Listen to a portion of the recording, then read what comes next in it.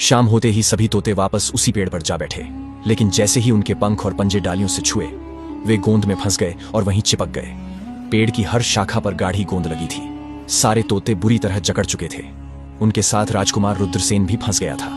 डर के मारे सबने अपने राजा से सहायता मांगी। एक तोता कांपती आवाज में बोला, हे राजन, कुछ कीजिए, नहीं तो सुबह बहेलिया आएगा और हमें पकड़कर मार डालेगा।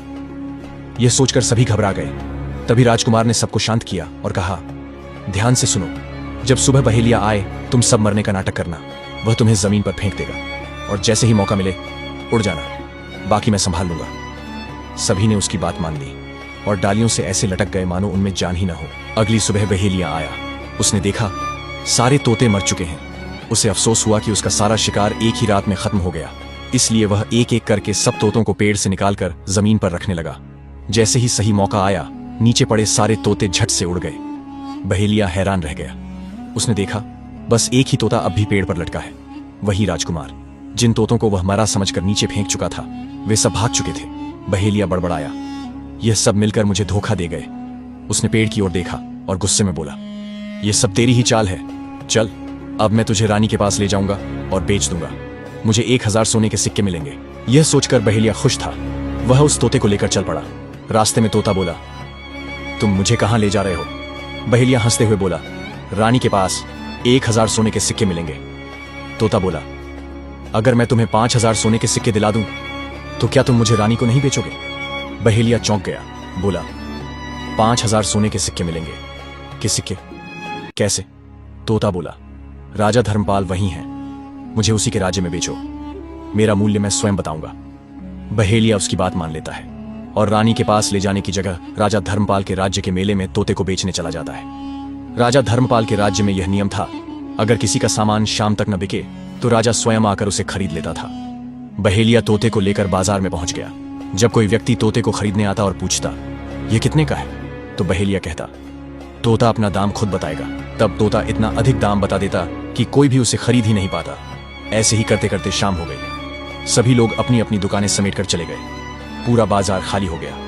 बस एक कोना था जहां बहेलिया और उसका तोता अब भी बैठे थे। उधर राजा धर्मपाल ने अपने सिपाहियों को आदेश दिया, जाओ देखो कहीं कोई सामान बचा तो नहीं। जब सिपाही बाजार पहुंचे तो उन्होंने देखा एक बहेलिया अब भी बैठा है और उसके पास एक बोलता हुआ तोता है। सिपाहियों ने पूछा, बहेलिए, तेरा तोता अब तक क्यों नहीं बिका? उसकी बात सुनकर सिपाही हैरान रह गए। वे आपस में बोले, यह तोता तो अपना मूल्य खुद बता रहा है। फिर वे सीधे राजा धर्मपाल के पास पहुंचे और सारी बात विस्तार से बताई। बोले, महाराज, एक बहेलिया एक बोलता हुआ तोता लेकर अब तक बाजार में बैठा है आगे, और इतना महंगा बताता है कि शायद इसी वजह से कोई उसे खरीद नहीं सका। राजा ने उत्सुकता से पूछा, वह कितना मूल्य बता रहा है? सिपाही बोले, महाराज, वह 5000 सोने के सिक्के मांग रहा है। राजा ने गहरी सांस ली और कहा, 5000 सोने के सिक्के? यदि हम उसे नहीं खरीदेंगे तो लोग कहेंगे कि हमारे राज्य के बाजार में एक तोता तक नहीं बिक सका। यह हमारे राज्य की प्रतिष्ठा पर आघात होगा।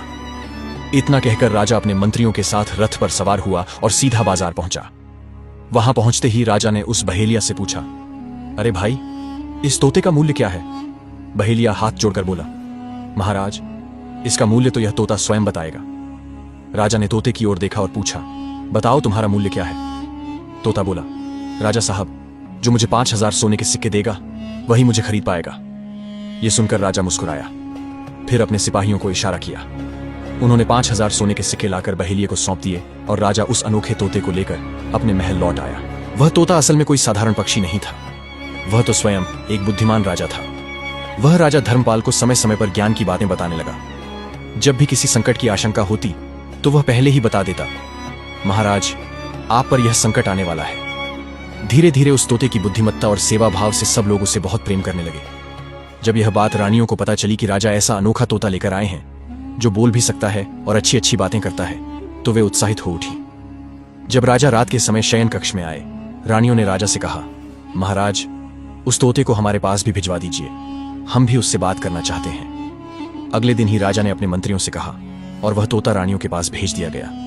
रानियों ने जब उससे बातचीत की तो वे बहुत प्रसन्न हो गई। उसकी समझदारी और बोलचाल की मधुरता ने सबका मन मोह लिया। रानियों ने हंसते हुए कहा, वाह रे तोता, इसीलिए तो तुझे महाराज ने 5000 सोने के सिक्के देकर खरीदा है। राजा धर्मपाल की एक पुत्री थी, रूपवती। वह रूप की राजकुमारी थी। उसकी सुंदरता स्वर्ग की अप्सरा के समान थी। उस राजकुमारी को जादू की विद्या आती थी। वह भगवान की पूजा में रमी रहती थी और लोगों की भलाई के लिए तंत्र साधनाएं भी करती थी। इसी कारण से किसी तांत्रिक साधु या बुरी शक्तियों का राज्य पर कोई प्रभाव नहीं पड़ता था। सभी प्रजा सुख शांति से रहते थे। जब रानियों ने देखा कि वह तोता कितना बुद्धिमान और प्रिय है, तो उन्होंने अपनी पुत्री रूपवती से कहा, आज से इस तोते का ध्यान तुम रखो, और हां, कल सुबह इसे अच्छे से नहलाना भी। राजकुमारी को भी वह तोता बहुत भाने लगा। अगली सुबह जब सूरज की किरणें फैलने लगी, राजकुमारी तोते को लेकर उसे स्नान कराने चली गई। वह बड़े स्नेह से उसे नहलाकर खुद भी स्नान कर महल से कुछ ही दूर स्थित भगवान विष्णु के प्राचीन मंदिर पहुंची, जहां वह नित्य पूजा करने जाया करती थी। मंदिर के अंदर पहुंचकर वह पूजा पाठ करने लगी और तोते को बगल में रख दिया। जैसे ही वह भगवान विष्णु का मंत्र उच्चारण करती है, वैसे ही राजा रुद्रसेन अपने वास्तविक रूप में आ जाता है। जैसे ही पाठ समाप्त कर वह आंखें खोलती है, वह सामने रुद्रसेन को देखकर चौंक जाती है और कहती है, आप कौन हैं? आप इस प्रकार यहां कैसे प्रकट हुए? रुद्रसेन कहता है, हे राजकुमारी, मैं आपको रात में सब कुछ बता दूंगा। आप फिर वही मंत्र दोहराइए तो मैं पुनः तोते के रूप में आ जाऊंगा। राजकुमार ने कहा, आप यही मंत्र पढ़िए, मैं अपने वास्तविक रूप में आ जाऊंगा। राजकुमारी यह सब देखकर हैरान हो जाती और गहरी सोच में पड़ जाती कि यह सब क्या हो रहा है। उसके बाद वह उसी मंत्र का पुनः उच्चारण करती, जिससे राजा रुद्रसेन फिर से तोते के रूप में बदल जाता। राजकुमारी उठती, तोते को लेकर जल्दी से महल लौट आती और मन ही मन सोचती कि काश जल्दी से रात हो जाए।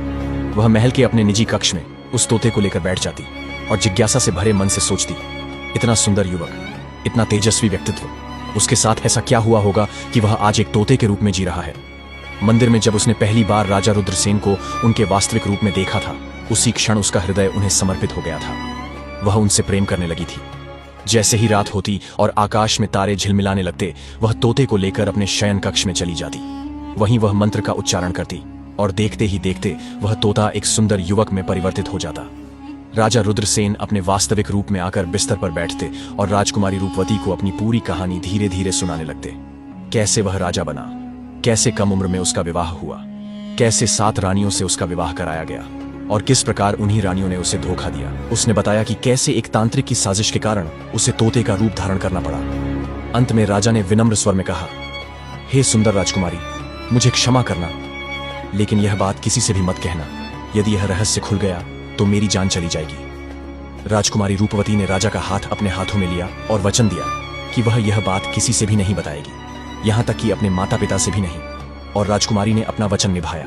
दिन में राजा रुद्रसेन तोते के रूप में रहता और रात होते ही राजकुमारी उसे अपने कक्ष में ले जाकर मंत्र द्वारा उसके वास्तविक रूप में बदल देती।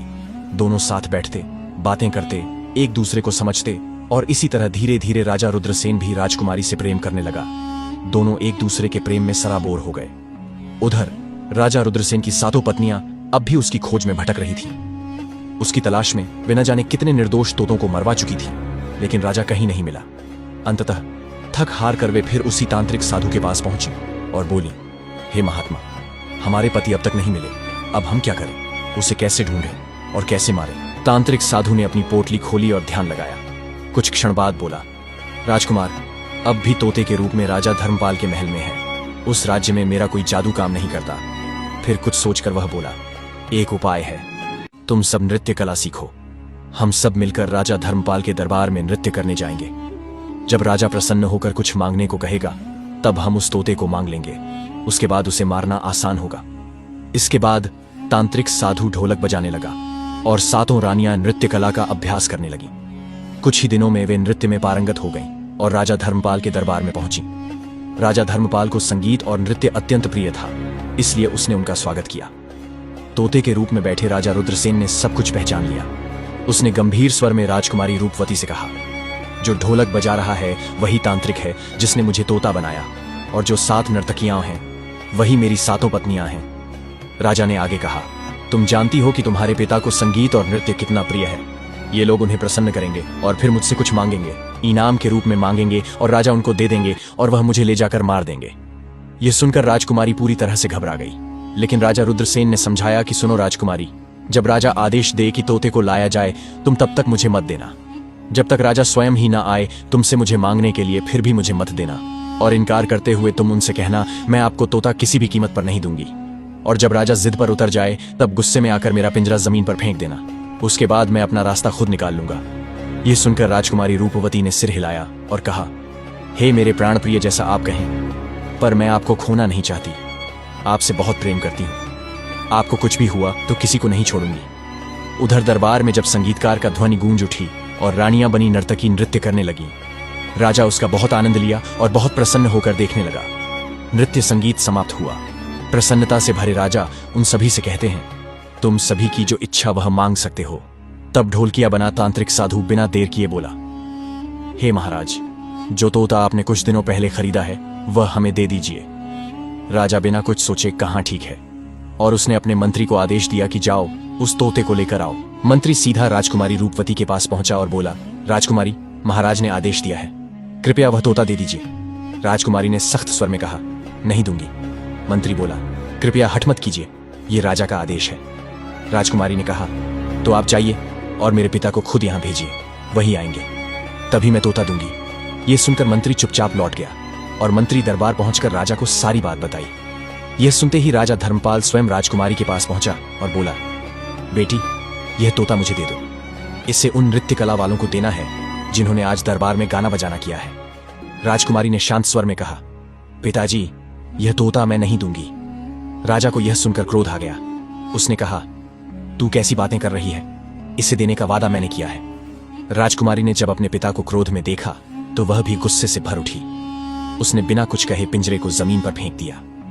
जमीन पर गिरते ही पिंजरा टूट गया और उसमें बैठा तोता अचानक एक चावल के दाने में बदल गया। यह दृश्य जैसे ही तांत्रिक साधु ने देखा, वह तुरंत कबूतर का रूप धरता है और उस चावल के दाने को खाने के लिए लपकने लगता है। उस चावल के ढेर में जो एक दाना था वही असल में राजकुमार रुद्रसेन था। जैसे ही वह कबूतर उस दाने को खाने के लिए झपटा, राजकुमार अचानक बाज का रूप धारण कर लेता है और तेजी से उड़कर कबूतर पर टूट पड़ता है। एक ही झटके में वह कबूतर मारा जाता है और उसी के साथ तांत्रिक साधु का अंत हो जाता है। यह दृश्य देखकर राजा धर्मपाल आश्चर्यचकित रह जाता है। कबूतर को मारने के बाद राजा रुद्रसेन फिर से तोते का रूप ले लेता है। जैसे ही उस तांत्रिक साधु का मृत्यु होता है, उसके जादू का प्रभाव खत्म होते ही तोता बने रुद्रसेन अपने तेजस्वी रूप में एक सुंदर राजा बन जाता है। अब राजकुमारी रूपवती अपने पिता धर्मपाल को पूरे घटनाक्रम की सच्चाई बता देती है। राजा रुद्रसेन विनम्र स्वर में कहता है, महाराज, मैं भी एक राजा हूं और आपकी पुत्री से सच्चा प्रेम करता हूं। मैं उनसे विवाह करना चाहता हूं। राजा धर्मपाल अपनी पुत्री की ओर देखता है और पूछता है, बेटी, क्या तुम भी इससे विवाह करना चाहती हो? राजकुमारी मुस्कुराकर कहती है, हाँ पिताजी, मैं भी इनसे प्रेम करती हूँ। उसके बाद राजा धर्मपाल नर्तकी बनी 7 रानियों को महल के सबसे बड़े कारागार में आजीवन कारावास के लिए सैनिकों को आदेश देते हैं। सैनिक उन सभी रानियों को आजीवन कारावास में डाल देते हैं। उसके बाद राजा रुद्रसेन और राजकुमारी रूपवती का विवाह महल में धूमधाम से संपन्न होता है। विवाह के बाद रुद्रसेन अपनी पत्नी के साथ अपने राज्य लौटता है। अब वह अपनी नई रानी के साथ सुखपूर्वक जीवन व्यतीत करने लगता है। निष्कर्ष, एक स्त्री के छल, एक पुरुष के मोह और एक गुरु की चेतावनी से जन्मी यह कथा केवल एक कहानी नहीं, बल्कि स्त्री पुरुष संबंधों के विश्वास, भ्रम और परिणामों का जीवंत प्रतीक है। राजकुमार रुद्रसेन ने सच्चे हृदय से प्रेम किया, विश्वास किया, पर जब उन्हीं स्त्रियों ने उसके विश्वास को छल और षड्यंत्र की आग में झोंका तो वह एक शक्तिशाली राजा से एक असहाय तोता बन गया। 7 रानियों का धोखा, एक तांत्रिक की माया और जीवन की कठिन परीक्षा उसे भीतर तक तोड़ने को आई, पर वह टूटा नहीं, क्योंकि उसके भीतर सच्चाई को जानने की आग और न्याय की चेतना बाकी थी। यह कथा हमें सिखाती है कि जब स्त्री प्रेम छोड़कर छल की राह पकड़ती है तो उसका विष पीढ़ियों तक विनाश का कारण बन सकता है, और जब पुरुष मोह और अंधभक्ति में अपनी विवेक शक्ति खो देता है तो वह स्वयं अपने जीवन का विध्वंसक बन जाता है। पर अंततः जिसने त्रिया चरित्र को पढ़ा, भोगा और समझा, वही जान पाया कि स्त्री यदि एक ओर ममता है तो दूसरी ओर माया जाल भी, और राजा यदि न्याय है तो मोह में पड़कर अन्याय भी बन सकता है। यही इस कथा की अमर चेतावनी है। त्रिया चरित्र जाने ना कोई, कसम मार के सती हुई।